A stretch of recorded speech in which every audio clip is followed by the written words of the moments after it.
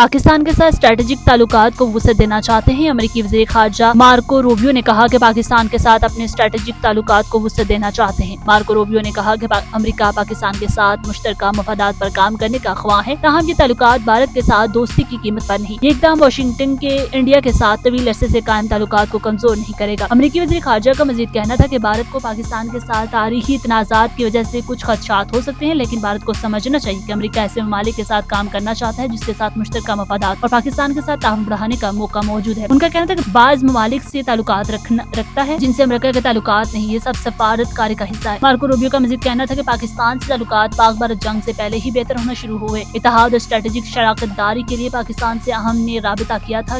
कई मामलात हैं जिन पर हम पाकिस्तान के साथ मिलकर काम कर सकते हैं। अमेरिकी वज़ीर ख़ारजा ने कहा कि माजी में पाकिस्तान के साथ कई मामलात पर तवील शराकत दारी की। हम चाहते हैं कि अगर मुमकिन हो तो इस ताउन को मज़ीद आगे बढ़ाया जाए। पाकिस्तान के साथ स्ट्रेटेजिक ताल्लुकात को वुसअत देने का मौका देख रहे हैं। पाकिस्तान के साथ हमारे ताल्लुकात से भारत या किसी और मुल्क को नुकसान नहीं होगा। भारत को समझना होगा कि हमें मुख्तलिफ ममालिक के साथ ताल्लुकात रखना जरूरी है।